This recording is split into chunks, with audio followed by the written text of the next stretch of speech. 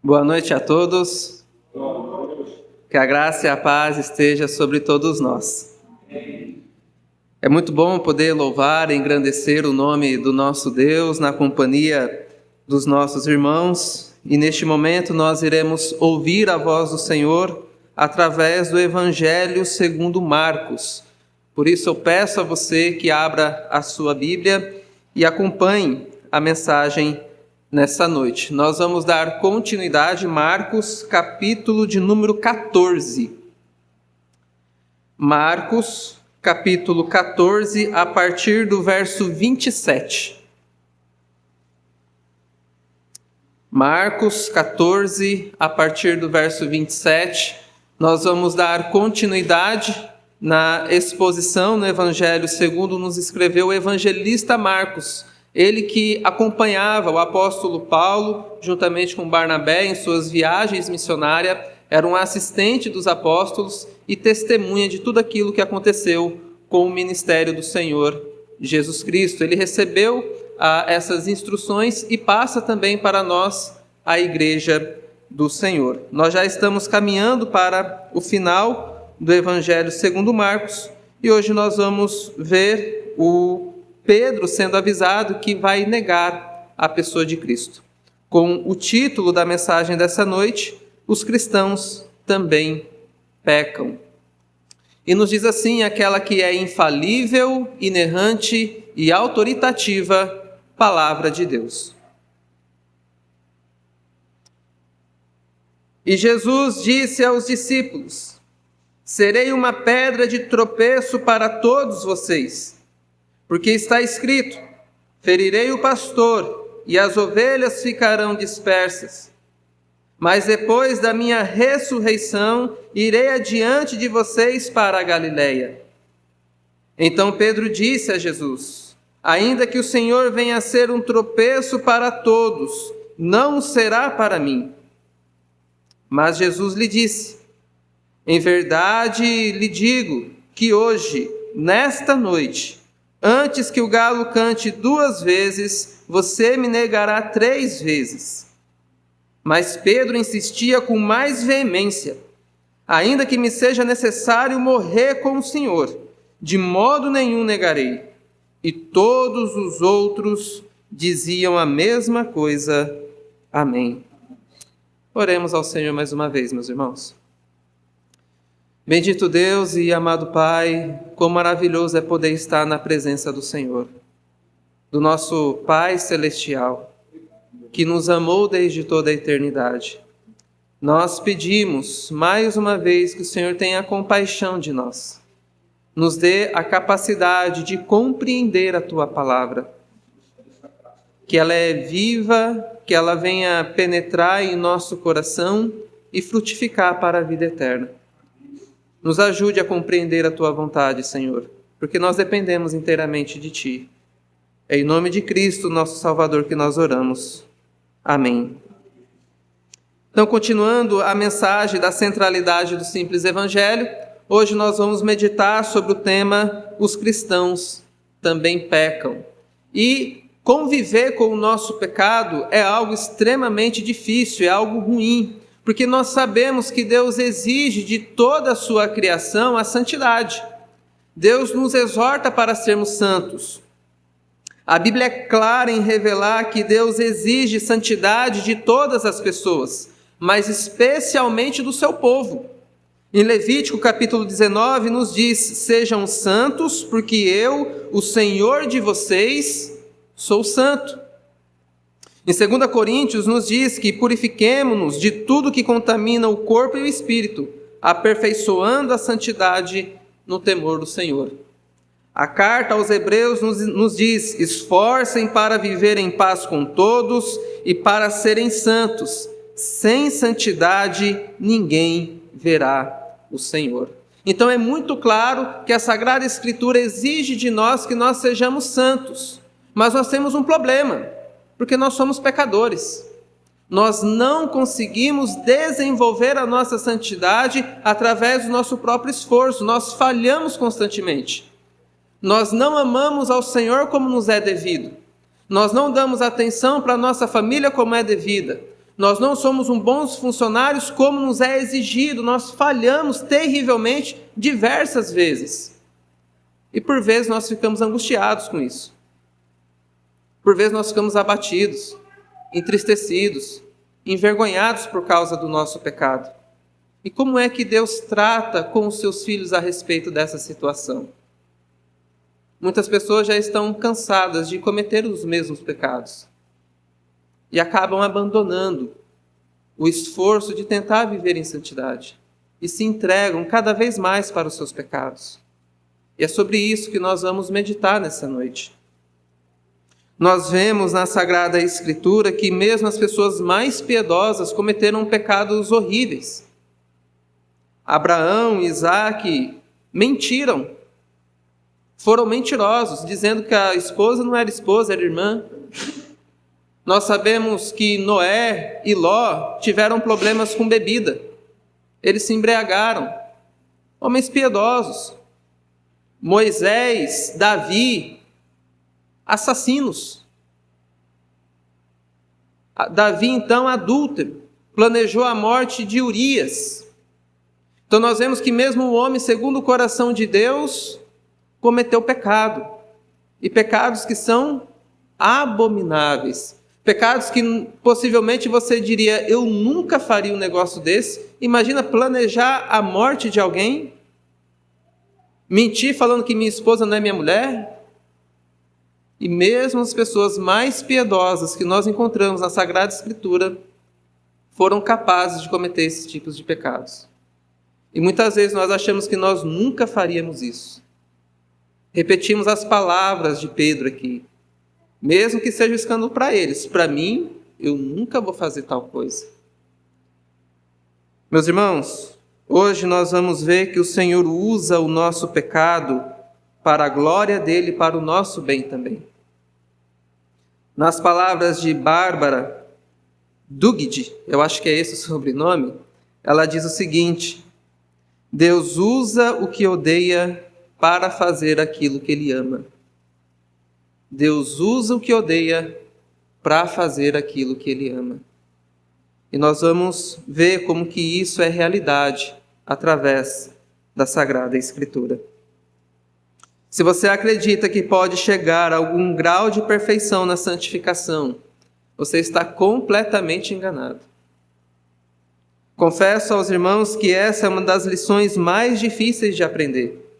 Que se esse ensino não tivesse registrado na Sagrada Escritura, dificilmente algum de nós creria nele.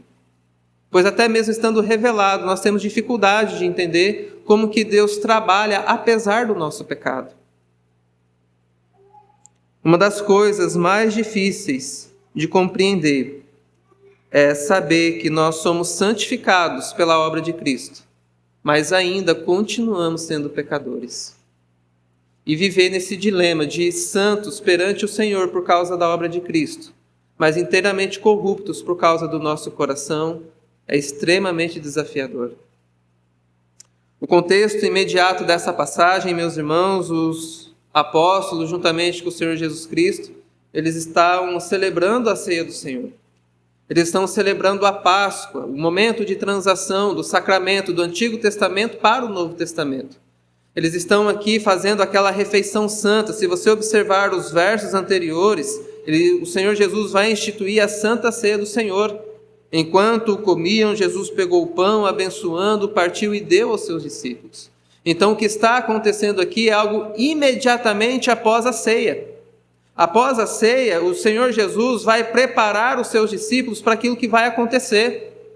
O Senhor Jesus vai preparar os discípulos dizendo, olha, vocês vão pecar, mas não se apavorem, porque eu vou adiante de vocês. Eu vou morrer, mas eu vou ressuscitar.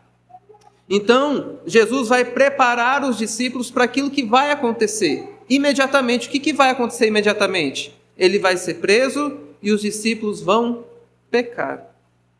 Vão negar o Senhor. Vão fugir daquela situação. Vão fazer aquilo que é mal diante dos olhos do Senhor. Então Jesus vai preparar os discípulos para o pecado que eles iriam cometer.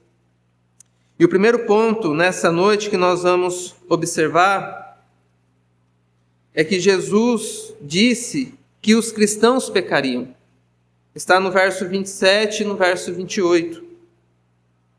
E Jesus disse aos discípulos: serei uma pedra de tropeço para todos vocês, porque está escrito: ferirei o pastor e as ovelhas ficarão dispersas.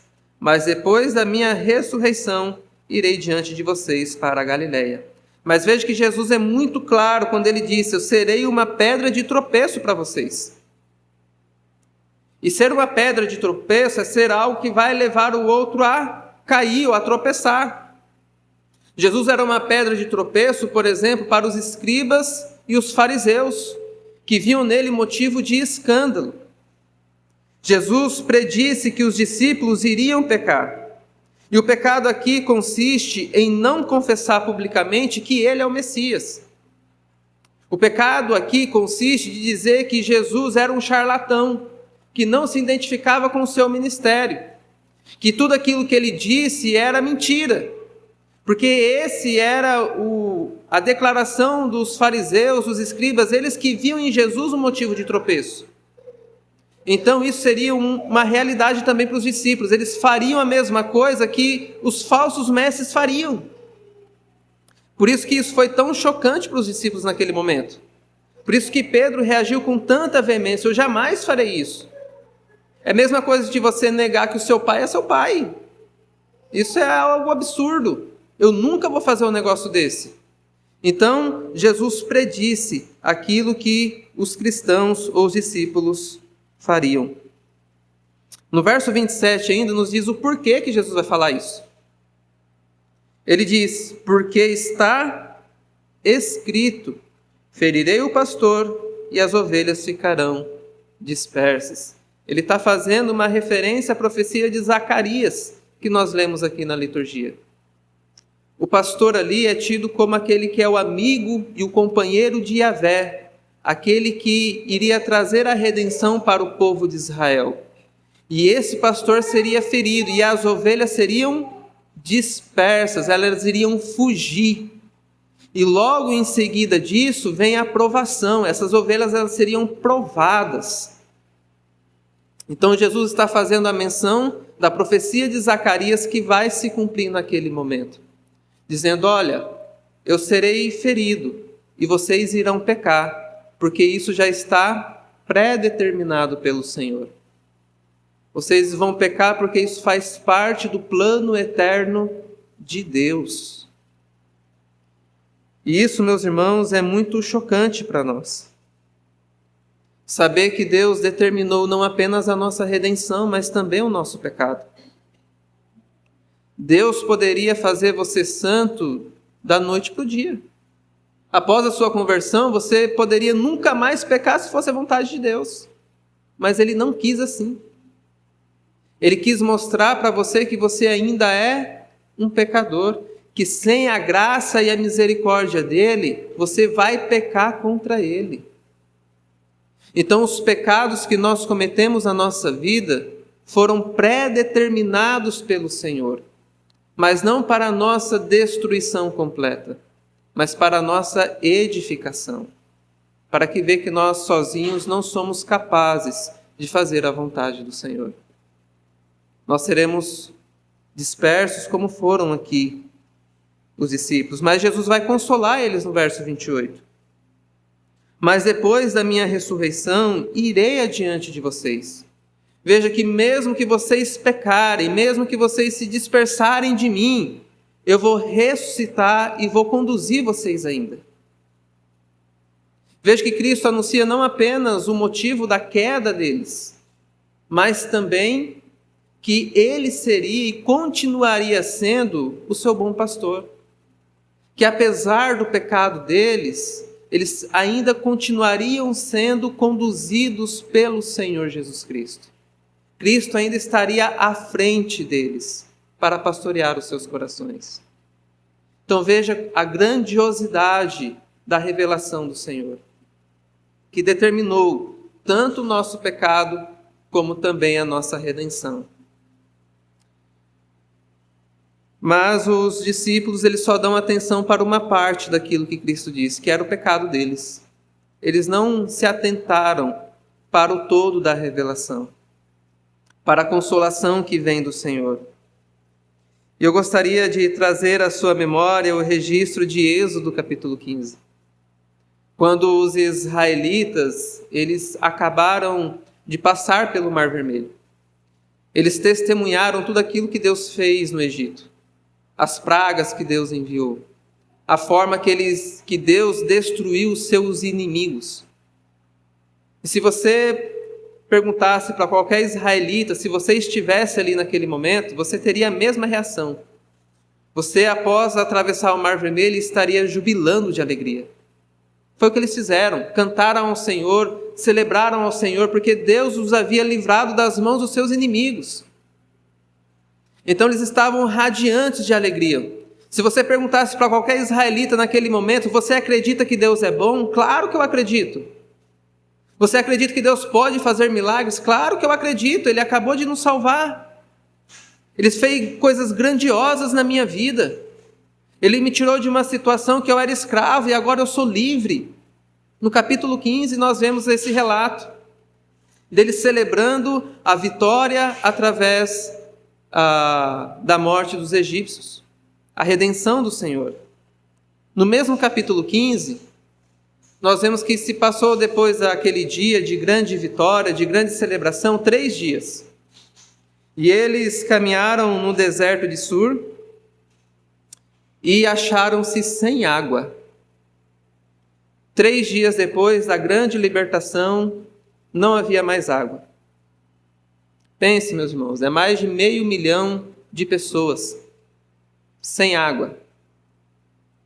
E eles encontram um local que tem água, mas a água é amarga.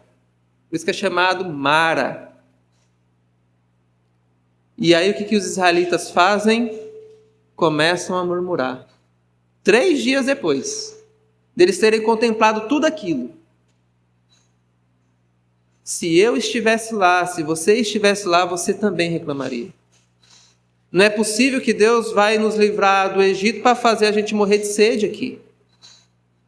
Poxa, a água é coisa fundamental para a vida, ninguém vive sem água. E quando vai ter água, é essa água amarga. E eles passaram a reclamar da situação que Deus os havia colocado. E então eles reclamam com Moisés, Moisés fala com Deus, e Deus fala assim, olha, coloca um galho, um pedaço de árvore na água e elas se tornarão doces. E foi o que Moisés fez, a água tornou-se doce, e eles beberam, saciaram a sede deles. Depois dali, eles foram para a região de Elim, onde havia 12 fontes de águas para cada tribo de Israel. Mais de 60 palmeiras, um verdadeiro oásis no deserto. Olha, meus irmãos, como que Deus trata com o seu povo. Mesmo Deus resgatando eles foram alegres por um momento, mas logo depois pecaram, reclamaram. E o que Deus faz? Castiga eles? Pune eles imediatamente? Não. Deus abençoa. Deus dá um oásis no meio do deserto para um povo que é duro de coração, para um povo que é de difícil entendimento. E é assim que Ele faz conosco. Mesmo nós testemunhando os milagres do Senhor, entendendo que Ele deu o Seu Filho na cruz do Calvário por nós, nós ainda por vezes reclamamos. E Ele, de uma forma graciosa, nos abençoa. Eu gostaria de trazer um exemplo daquilo que foi planejado e programado, mas não por Deus, por homens. Gostaria de trazer à sua memória, nesse momento, uma boneca Barbie. Eu sei que é difícil, né, a gente pensar na boneca Barbie, mas principalmente homem. Mas a boneca Barbie ela foi projetada de uma forma específica, para ser uma boneca muito bonita. Então, as suas linhas faciais são perfeitas, seu cabelo loiro é exuberante, ela tem várias profissões extraordinárias, ela é astronauta, veterinária, dançarina de balé, ela tem uma vida maravilhosa, no final de semana ela vai para a praia surfar junto com quem, então ela tem aquele negócio extraordinário, né? Toda mulher, toda menina desejaria ser a Barbie. mas ela tem um defeito terrível. Os seus pés são deformados. Ela não consegue ficar de pé sozinha. Ela precisa de um sapato alto para poder andar. Ou seja, ela foi programada, ela foi projetada, ela foi pensada com uma certa deficiência. Os seus criadores produziram ela de um modo determinado, com uma fraqueza específica, para cumprir uns propósitos específicos na vida dela. Meus irmãos, é claro que a relação de Deus conosco é diferente de um criador de bonecas, mas se assemelha. No entanto, de modo semelhante, Deus nos escolheu nos deixar significativamente deformados e imperfeitos, mesmo após a nossa conversão, porque Ele valoriza algo além da nossa impecabilidade. Espiritualmente, nós permanecemos fracos, impotentes, incapazes de ficar em pé sozinhos, exatamente como a Barbie. Mesmo que os nossos pés não sejam tão deficientes como o dela, mas a nossa alma e o nosso espírito é corrompido e manchado pelo pecado. Nós não ficamos em pé sozinhos. Nós necessitamos do amparo, da misericórdia e da graça do Senhor.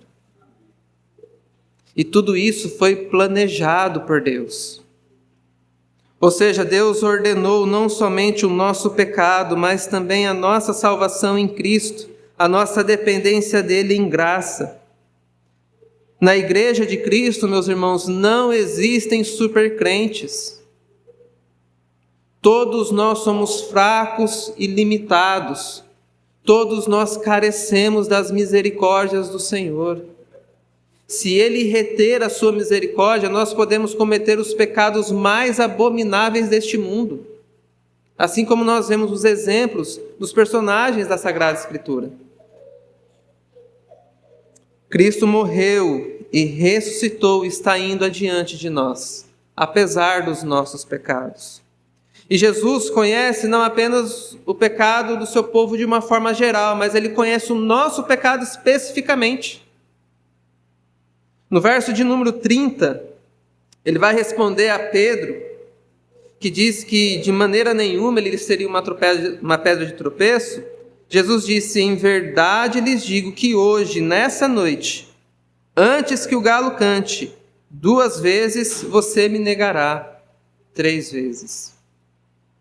Meus irmãos, é muito comum as pessoas acharem que depois de participarem da Santa Ceia do Senhor, da mesa do Senhor, agora elas são super crentes. Elas não vão mais pecar, porque elas estão em comunhão com Deus, e agora nunca mais elas vão cometer pecado nenhum.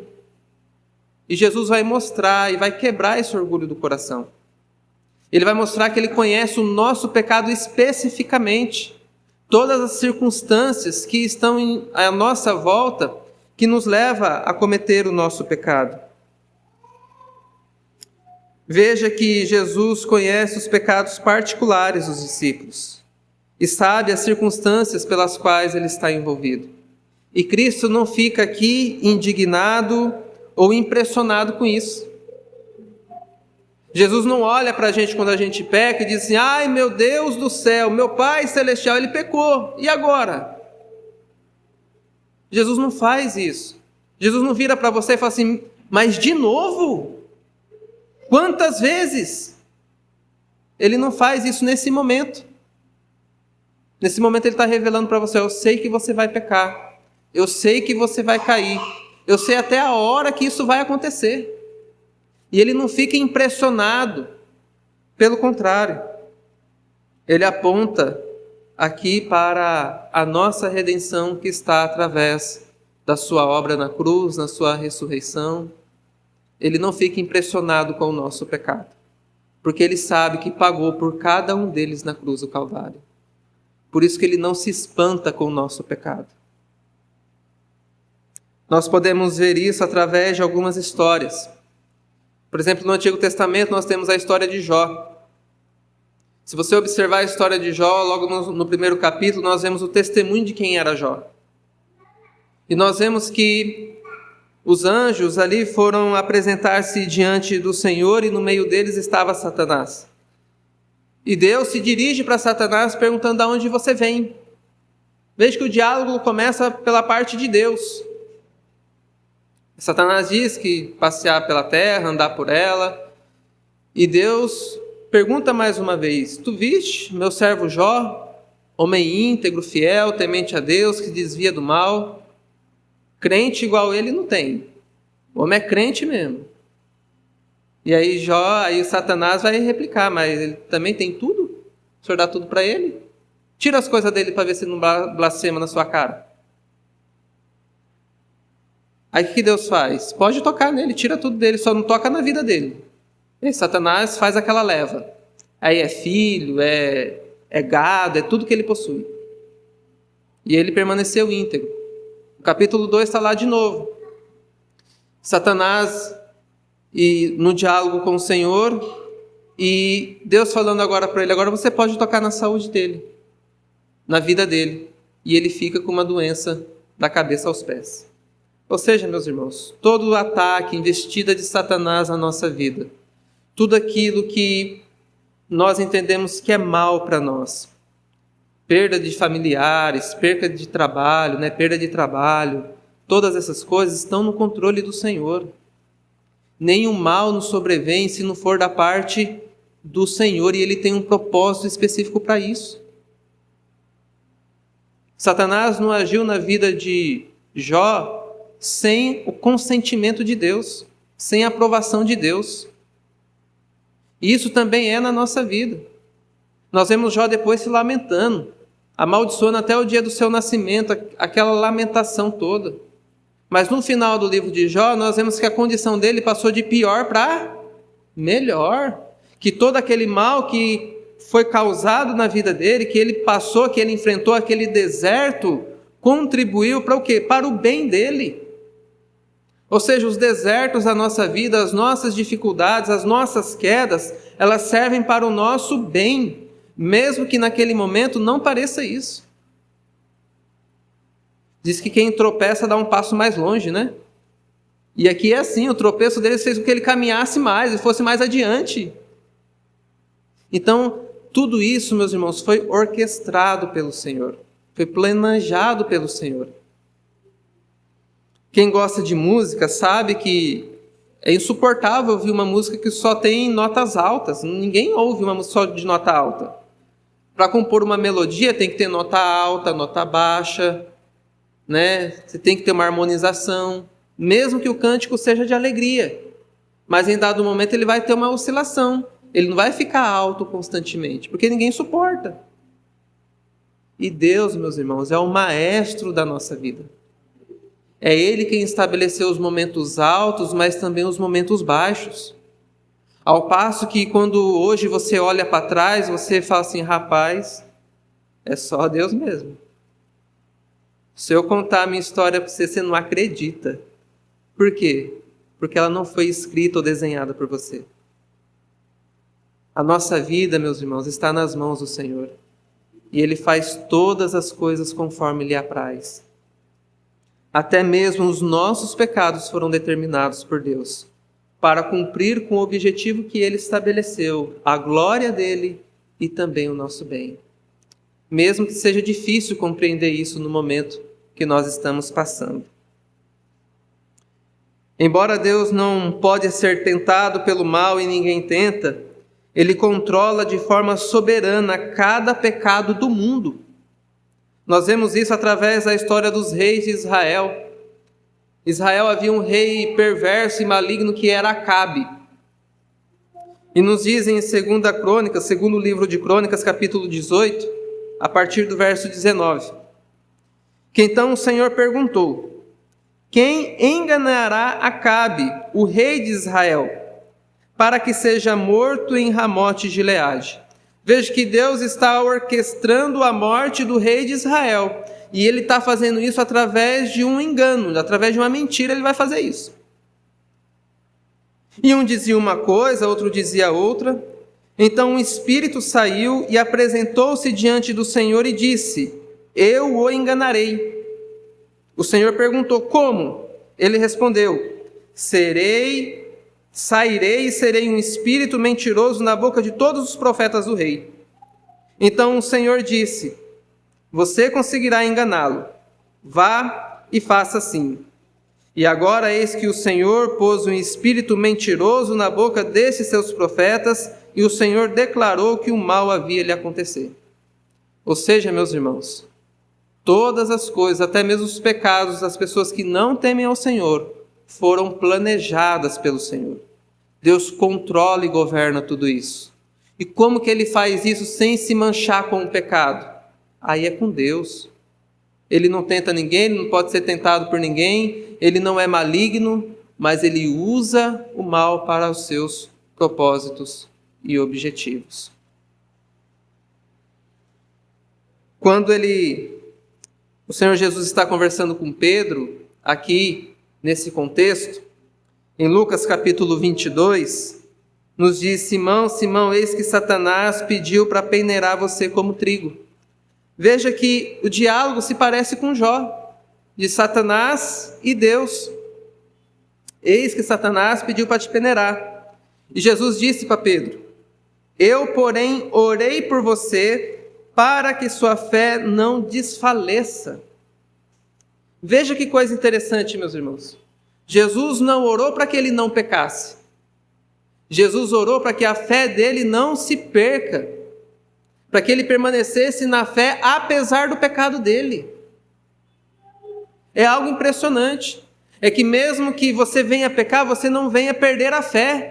Que você não venha ficar desesperado achando que Deus te odeia, que você é a pior pessoa do mundo, porque na realidade você é, mas pela graça de Deus Ele te resgatou.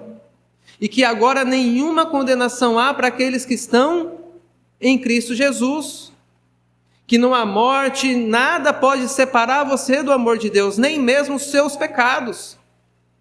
Por isso que ele vai dizer que a sua fé não desfaleça, mesmo que você peque contra mim. E quando você se arrepender desse mal, quando você se voltar para mim, console os seus irmãos, fortaleça os seus irmãos. E é isso que vai acontecer posteriormente. Os discípulos vão ficar tão escandalizados com o pecado deles que eles vão querer voltar para trás. Vão querer voltar a pescar, vão querer voltar às suas atividades. E Jesus, como um bom pastor que é, vai à frente deles, como ele diz, pastorear o coração deles. Vai restaurar Pedro, dizer para Pedro: Pedro, tu me amas. Por 3 vezes também. Ou seja, Cristo, Ele continua nos amando apesar do nosso pecado, meus irmãos. Porque nada pode nos separar mais do amor de Deus, que está revelado em Cristo Jesus, porque Ele deu a sua vida em nosso favor. Agora, aqueles que não estão nessa relação pactual com Deus, nessa relação íntima com Deus, estão sujeitos realmente ao desprezo do Senhor. Aqueles que são verdadeiros inimigos do Senhor serão completamente destruídos e desamparados. Mas aqueles que foram adotados como seus filhos têm um relacionamento diferente com Deus. São alvos do amor, da graça e da misericórdia do Senhor. Por isso, meus irmãos, quando vocês pecarem, não desfaleçam a fé de vocês. Quando você cair em algum pecado e a culpa, a vergonha invadir o seu coração, saiba que Jesus não está surpreso quanto a isso. Que Ele pode refrear o pecado, mas que por vezes Ele também pode deixar que você peque para que você veja a corrupção do seu coração. O Senhor Jesus usa o nosso pecado para a nossa edificação e para a glória do nome dEle. Hoje, quando nós olhamos o ministério, por exemplo, de Davi, nós falamos: nossa, que coisa extraordinária que um homem segundo o coração de Deus fez.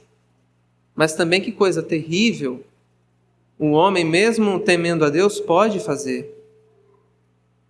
Ou seja, o pecado de Davi mostra que todos os homens são pecadores. Que até mesmo aqueles que estão intimamente relacionados com o Senhor, pecam contra o Senhor. E o que Cristo vai fazer aqui é confrontar a autoconfiança dos discípulos. Está no verso 29 e no verso 31 que nós vamos ver a resposta de Pedro, que simboliza muito aquilo que nós pensamos. Então Pedro disse: ainda que o Senhor venha a ser um tropeço para todos, não será para mim. No verso 31, mas Pedro insistia com mais veemência: ainda que me seja necessário morrer com o Senhor, de modo nenhum o negarei. A autoconfiança de Pedro faz com que ele se sinta superior aos outros. E este é um problema, meus irmãos, da autoconfiança. Se você achar que você não é capaz de cometer determinados tipos de pecado, que você não é mais capaz de cair em tentação, você se sente superior ao outro, assim como Pedro. Porque a autoconfiança, o ego, o orgulho, ele faz isso. Os outros podem pecar contra o Senhor, mas eu não. O meu vizinho é capaz de trair a esposa dele, mas eu não. A minha esposa, eu jamais vou fazer algo mal para ela. O meu amigo do trabalho faz mal para a esposa dele, mas eu jamais faria algo assim.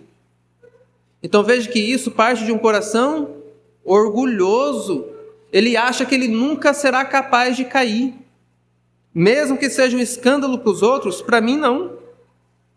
As pessoas que acreditam que nunca serão capazes de cometer tais pecados, pecados escandalosos, são aquelas que estão mais sujeitas a cair nesse pecado. Porque ela não é vigilante. Ela acha que ela está imune ao pecado. E é o que Cristo vai confrontar ele aqui, dizendo que naquela mesma noite ele iria pecar contra o Senhor. Naquilo que você acha que você não vai cair, é ali mesmo que você cai. E aqui eu me lembro de uma pessoa muito amada que eu tive o prazer de acompanhar por um tempo. E ele lutava essa pessoa lutava contra um pecado que ele entendia que era algo terrível, e era de fato na vida dele. E ele foi lutando com esse pecado por um longo período de tempo. E ele foi entendendo mais o Evangelho, foi conseguindo mortificar essa área da sua vida. Começou a entender melhor a teologia reformada, foi se apaixonando por isso. E ele, dado momento, achou que nunca mais ele iria cometer aqueles pecados pelo qual ele lutava anteriormente. Porque ele viu que ele estava conseguindo ter uma regularidade na leitura bíblica, conseguia desenvolver um pouco mais a sua vida de oração, então ele ficou confiante. Assim, aquele pecado nunca mais, graças a Deus, eu vou realizar. Só que a sua autoconfiança fez com que ele se envolvesse com pessoas que iriam levá-lo para um caminho ruim. E orientamos, conversamos a respeito disso. Fala: não, pastor, para mim está tranquilo, está sossegado. Só que, infelizmente, ele voltou a cometer o pecado pelo qual ele achava que nunca mais ele iria cometer.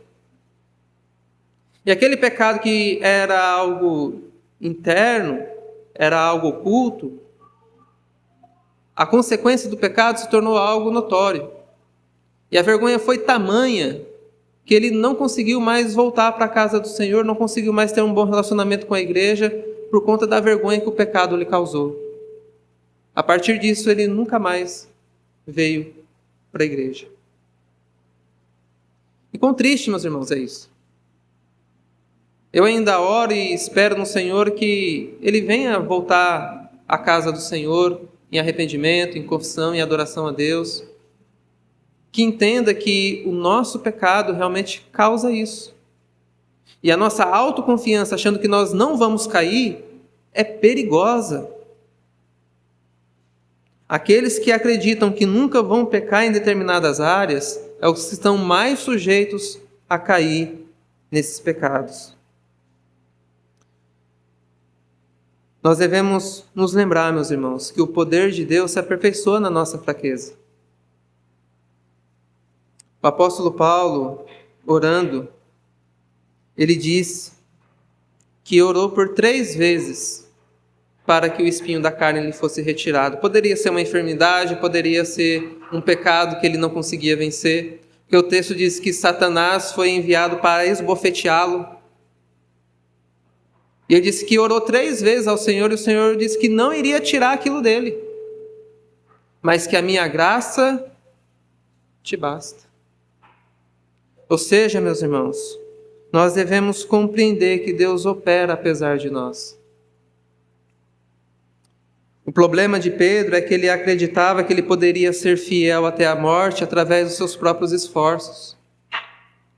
E é impressionante que nós vemos aqui que até mesmo as nossas boas intenções, elas são maculadas pelo pecado. Seguir Cristo até a morte é algo bom? Claro que é. Ser fiel até a morte à sua esposa, ao seu marido? Claro que é algo bom. Mas veja que até mesmo a sua boa intenção, ela é carregada de orgulho e de pecado. E eu pergunto para os irmãos, qual que é a resposta de Jesus a toda essa veemência de Pedro? E todos os outros juntos. O que Jesus disse para eles? Olha o texto aí. No verso de número 32 diz assim: Então foram para um lugar chamado Getsêmani. Ali Jesus disse aos seus discípulos: Sentem-se aqui enquanto eu vou orar. Sobre essa questão, sobre esse tema, sobre esse pecado, sobre toda essa veemência dos discípulos, o que Jesus disse? Nada. Jesus não exortou eles nesse momento, Jesus não confrontou eles nesse momento. Por quê? Porque Jesus sabia que daqui a alguns instantes toda essa autoconfiança deles, todo esse orgulho, toda essa soberba vai cair por terra. Eles vão ficar tão decepcionados que eles vão querer voltar a ser pescador de novo. Então Jesus consola e conforta os seus corações quando isso acontecer. Mas nesse momento Jesus simplesmente fica em silêncio. Mostra que o orgulho e a soberba deles não vão durar muito tempo. Amados, se o Senhor hoje nos trouxe aqui, se nós estamos recebendo a palavra dEle, se nós temos alguns aspectos da nossa vida que são mais santificados, é por obra da graça soberana do Senhor.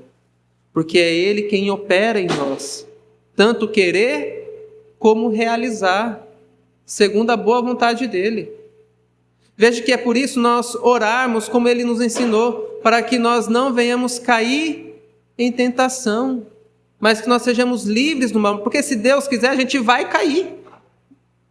Se Ele retirar a sua graça, a sua bondade sobre nós, nós iremos cair. Não importa se você é membro de igreja há 50 anos, não importa se você é dizimista fiel, não importa se você é oficial da igreja do Senhor, não importa. Se Deus retirar a sua graça e a sua bondade, você cai. Eu caio, todos nós estamos sujeitos a falhas e a pecados terríveis. Por isso nós devemos nos refugiar no Senhor, porque somente nele nós encontramos a nossa redenção. Nós devemos ser pacientes com os nossos irmãos, nossos amigos, pessoas que pecam, porque nós devemos entender que se não é a graça de Deus, nós também cometemos pecados piores do que os nossos irmãos, nossos amigos, nossos familiares, porque nós dependemos inteiramente da graça do Senhor. E é impressionante, meus irmãos, ver como que Deus trabalha na história, como Ele confunde aqueles que realmente não buscam submeter-se à sua palavra. Nós vemos que o assassinato do Senhor Jesus Cristo foi algo determinado por Deus. Nos diz em Atos capítulo 2, verso 23 em diante, que a este Jesus que vos foi entregue pelo determinado conselho e presciência de Deus. Ou seja, Jesus foi entregue de acordo com o eterno decreto do Senhor. Quer coisa mais terrível do que matar o próprio Deus, o próprio Filho de Deus? Planejar todo o seu assassinato, a sua execução. Quantos pecados estão envolvidos aqui? O pecado de Pôncio Pilatos, o pecado das autoridades de Israel, os sacerdotes, o pecado dos seus discípulos que o abandonaram. Quantos pecados estão envolvidos na morte do Senhor Jesus Cristo? Muitos. Mas veja que o maior pecado do homem, que é matar o Filho de Deus, foi também a maior salvação do homem, que veio pela morte do Filho de Deus. Aquilo que é terrível, aquilo que é abominável, o assassinato, a morte, Deus fez isso se tornar em bênção para nós. Isso agora tornou com que fosse possível, ou melhor, que fosse uma realidade a nossa redenção. Então veja que todas as coisas Deus planejou antecipadamente para a glória dele e o nosso bem. Eu gostaria de caminhar para o final, meus irmãos, dando algumas orientações que o objetivo desse ensino não é que você fique confortável na prática do pecado. O objetivo desse ensino é mostrar que o grande pecado que você comete, o grande pecador que você tem um Deus maior, que não só sabe disso, mas Ele planejou também a sua redenção através de Cristo. Jesus disse que após a sua morte, após os discípulos serem provados, Ele iria ressuscitar, iria continuar conduzindo a cada um deles. O objetivo desse ensino é te preparar para que quando você pecar, você não entrar em desespero, porque Deus sabe de todas as coisas. É o que Ele está mostrando para os seus discípulos aqui. Eu sei que vocês vão pecar, mas não desfaleçam os seus corações, porque eu continuarei conduzindo vocês. Porque eu vou levar o pecado de vocês na cruz do Calvário. Eu vou redimir a sua alma e o corpo de vocês por completo. Eu sou o bom pastor. E é isso que Ele faz pastoreando o nosso coração. Chegando à conclusão, eu gostaria de fazer menção da nossa confissão de fé de Westminster.